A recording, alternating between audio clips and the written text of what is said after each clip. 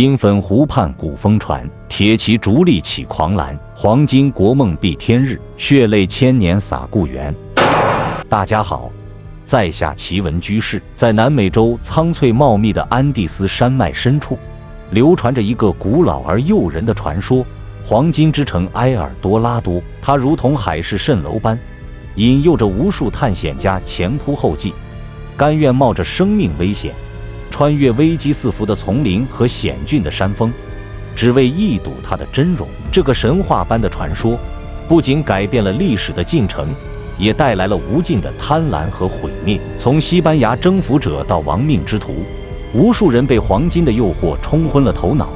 为追寻这个虚无缥缈的梦想而疯狂。但埃尔多拉多究竟是什么？是真实存在的黄金之城，还是一个美丽的谎言？那些为之痴迷的探险家们，最终的命运又如何？他们真的找到了梦寐以求的黄金国吗？今天，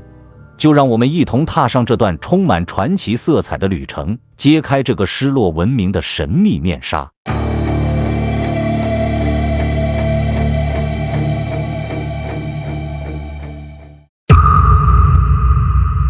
在哥伦比亚的安第斯山脉，隐藏着一个宁静而神秘的湖泊——瓜塔维塔湖。这个湖泊并非因美丽的景色而闻名，而是因为它与古老的仪式息息相关，以及由此引发的埃尔多拉多黄金国的疯狂追寻。这个故事起源于曾经居住在这片土地上的穆伊斯卡人。穆伊斯卡文明是美洲4大文明之一，他们并非一个统一的部落，而是由多个城邦组成的联盟。这些城邦的文化璀璨，精于农耕、纺织和精工技术。对穆伊斯卡人来说，黄金不仅是财富的象征，更是与太阳神的联系，代表着宇宙的能量和与神灵沟通的桥梁。即便是普通百姓，也能拥有黄金饰品，而不只有贵族才能享用。每当新的酋长上任时，穆伊斯卡人会举行一场盛大的仪式，这场仪式成为了埃尔多拉多传说的根源。新酋长上任之前，需要进行严格的斋戒和禁欲仪式，准备好迎接神圣的加冕仪式。这一天，新酋长将前往瓜塔维塔湖进行祭祀。仪式开始时，湖边会点燃篝火，浓烟四起，气氛神秘而庄重。新酋长身上涂满金粉，仿佛是黄金雕刻的神像，乘坐着装满黄金和珍宝的木筏向湖中央驶去。4位祭司身着华丽羽毛服饰，陪伴着他，一同祈祷和献祭。当他们到达湖中心时，新酋长会跳入湖中，象征着洗去旧日的身份，焕发新生。祭司们则将黄金、珠宝和绿宝石投入湖中，作为献给神灵的祭品。湖岸上的民众也会投入自己的黄金饰品，祈求神灵的庇佑。这个仪式便是埃尔多拉多传说的起源。埃尔多拉多在西班牙语中意为镀金的人，最初指的就是这位涂满金粉的酋长。16世纪，西班牙征服者踏上这片土地，从当地部落听闻了这个仪式，却将其误读为一个遍地黄金的城市。贪婪的欲望蒙蔽了他们的双眼，他们开始四处寻找这个想象中的黄金之城，开启了长达数个世纪的疯狂追寻。1537年，贡萨洛·克萨达征服了穆伊斯卡人，并发现了瓜塔维塔湖。虽然他们在湖中找到了一些黄金，但这远远不及他们预期的财富，也无法熄灭他们心中对黄金国埃尔多拉多的狂热。征服者们拒绝相信，如此少量的黄金便是真正的埃尔多拉多。他们坚信，在某个未知的角落，隐藏着更加巨大的宝藏，等待着他们的发现。贡萨洛在瓜塔维塔湖的发现，虽然没有找到传说中堆积如山的黄金，却像一颗火星，点燃了欧洲大陆对黄金国的狂热。埃尔多拉多的传说像火种一样迅速传播开来，激发了无数探险家渴望一夜暴富的梦想。从16世纪30年代起，成千上万的欧洲人，尤其是西班牙人，涌向南美洲，展开了一场充满艰险的寻宝之旅。这些探险者大多数出身贫寒，带着极大的野心，许多人曾参加过欧洲的战斗，积累了丰富的军事经验。他们冷酷无情，为了财富，什么都能做得出来，包括为追寻黄金付出生命。南美的港口城市如圣马尔塔和科罗成为他们的集结地。探险队规模从几十人到700人不等，每个队伍都装备齐全，带着盔甲、武器和马匹，浩浩荡荡地进入南美内陆。探险队为了减轻负担，常常强迫土著为他们搬运沉重的装备，甚至带上猪、猎犬等牲畜应急食物和防卫工具。在筹集资金时，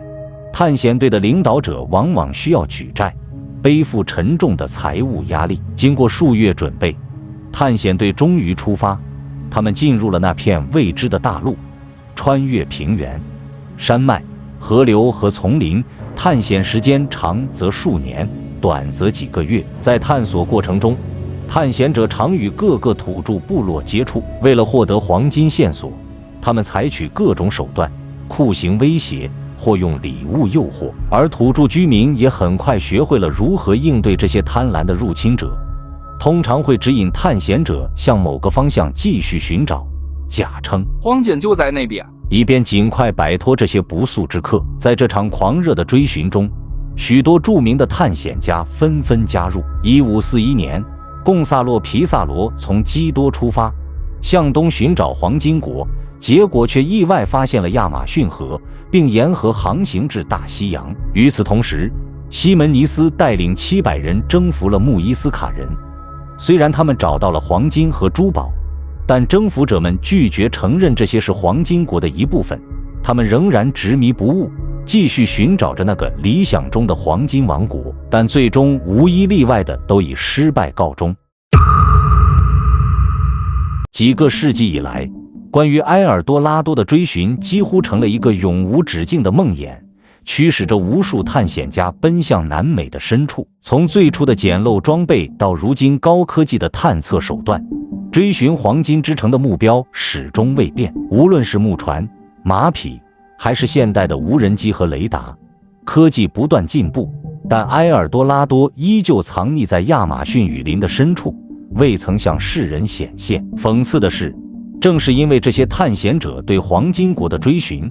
才让亚马逊这个名字流传开来。西班牙探险家弗朗西斯科·德·奥雷利亚纳在寻找黄金国的过程中，遇到了当地的女战士，并将她们与古希腊神话中的亚马逊女战士相提并论。于是，这片神秘的区域便被命名为亚马逊。1580年，波哥大商人安东尼奥在瓜塔维塔湖湖岸上开凿了一个巨大的缺口，排出了大量的湖水，但缺口最终崩塌，导致许多工人丧生。塞普尔维达的努力得到了3倍于克萨达的黄金回报，并将这些黄金送给了西班牙国王菲利普2世。然而，即使如此，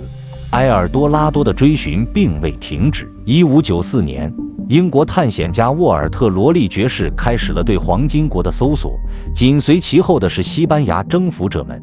他们在今天的哥伦比亚、委内瑞拉、圭亚那和巴西等地进行大规模搜索。尽管数百年间，无数探险队经历了严酷的艰难环境，付出了无数生命的代价，但最终都未能找到传说中的黄金之城。到了19世纪初，冯洪堡在一次科学调查中声称，以证明与埃尔多拉多相关的湖泊并不存在。之后，其他研究者也得出了类似结论。1965年，哥伦比亚政府宣布瓜塔维塔湖为禁区，禁止进一步的探险活动，但埃尔多拉多的传说仍然在世界范围内流传，成为了人类探险历史中最神秘、最具传奇色彩的一部分。虽然埃尔多拉多黄金城本身已被证实为虚构的传说，但这并不意味着它就此消失在历史的长河中。恰恰相反，埃尔多拉多在现代社会焕发出新的活力，它不再仅仅是一个地理位置的象征，而演变成一种精神图腾。从文学作品到电影、音乐和电子游戏，埃尔多拉多的传说以各种形式被演绎，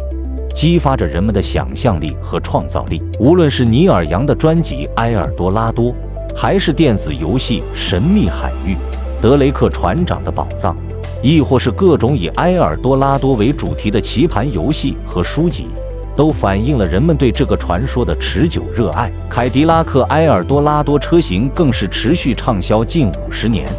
无数度假村和酒店也以埃尔多拉多命名，这足以证明它的影响力之深远。在哥伦比亚，埃尔多拉多的印记更是随处可见，从波哥大的黄金博物馆到蒙波斯的金匠工坊，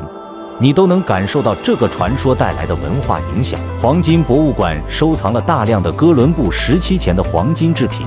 展现了古代穆伊斯卡人精湛的精工技艺和丰富的文化内涵。而蒙波斯这座曾经的黄金储藏中心，至今仍保留着传统的金饰制作工艺，工匠们用世代相传的技艺，手工打造出一件件精美的金饰，其工艺之精湛，令人叹为观止。然而，埃尔多拉多的故事也带给我们深刻的反思。几个世纪以来，对黄金的贪婪追逐给南美洲的土著居民带来了巨大的灾难。西班牙征服者的暴行，对当地文化的破坏，以及对自然资源的掠夺，都是埃尔多拉多传说背后的黑暗面。即使在今天，盗墓和非法采矿活动依然猖獗，这不仅是对文化遗产的破坏，也是对环境的破坏。